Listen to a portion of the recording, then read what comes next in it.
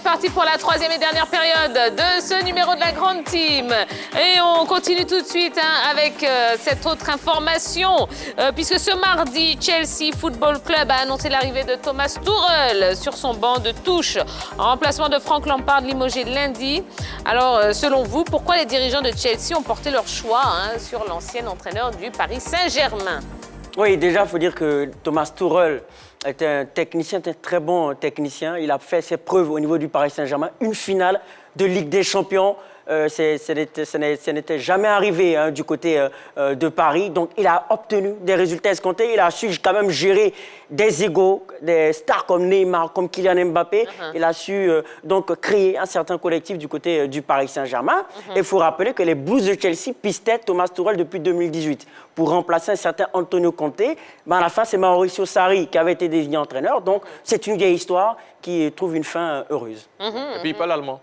Comment? Il parle allemand. Oui. Il y a beaucoup de joueurs allemands dans cette équipe de Chelsea, notamment Timo Werner, Kai Havertz et Rudiger, surtout les deux premiers cités, Kai Havertz et Timo Werner. Timo Werner, on sait qu'il est en difficulté. Et Thomas Tuchel va retrouver quand même des joueurs qu'il connaît, notamment Pulisic, qu'il a eu entraîné dans le passé du côté du Borussia Dortmund.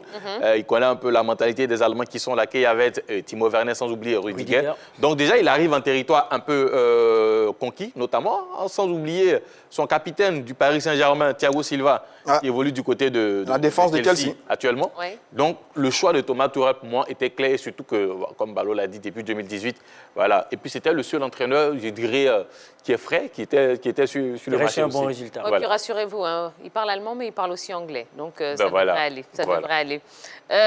Oui, j'ai envie de vous appeler Popeye ce soir. Mais il faut le faire, Popeye.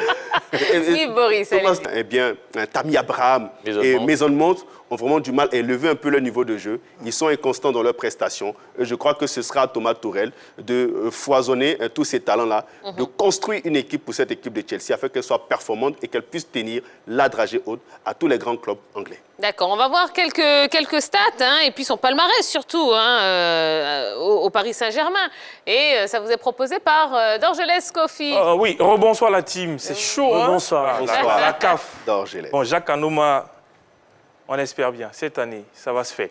Ok, Tia, il est arrivé en club en 2018 au niveau du Paris Saint-Germain entre 2018 et 2020 avec le club parisien. 95 victoires, 13 nuls, 19 défaites, 171 buts marqués, 65,22% de victoires. Son palmarès avec le club parisien, 6 trophées champion de France 2019-2020, vainqueur de la Coupe de France en 2020, vainqueur de la Coupe de la Ligue en 2020, vainqueur du trophée des champions 2018 et 2019 et puis finaliste de la Ligue des champions 2020. Bienvenue à Chelsea, Thomas. D'accord, merci beaucoup Dorgelès. Alors, ce sera la dernière question de la soirée. Qu'est-ce que Thomas Tuchel peut apporter aux Blues de Chelsea? Bon, je dis mettre fin d'ailleurs d'abord au mauvais cycle de Chelsea en ce moment. Ramener la confiance, les séries de victoires comme ça a été le cas avec Lampard sur le début de la saison. Peut-être emmener un jeu un peu plus offensif par rapport à cette équipe de Chelsea comme il le réussissait avec l'équipe du Paris Saint-Germain. Puis bon, ça gagne son envie d'aller plus loin. Il a élevé le niveau il a atteint un très bon niveau à l'équipe de Paris avec la Ligue des Champions. Maintenant, on verra bien avec l'équipe de Chelsea. Mais maintenant, il faut observer.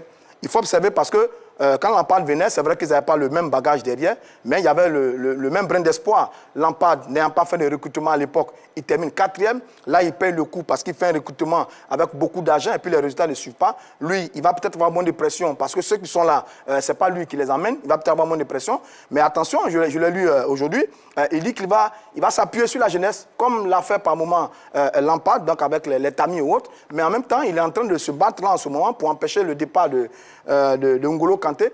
Mais on va le voir sur le résultat et sur les faits parce que Chelsea, c'est aussi un autre niveau de pression, c'est aussi un autre niveau de compétition, c'est aussi un autre niveau de difficulté parce que là, en ce moment, sur le championnat actuel, certaines équipes ont retrouvé du rythme, City, United et autres. Bon, on attend de voir ce que le résultat donne concrètement sur le terrain avec Thomas Tuchel. Il aura une pression, parce qu'Abramovich est quand même extrêmement exigeant.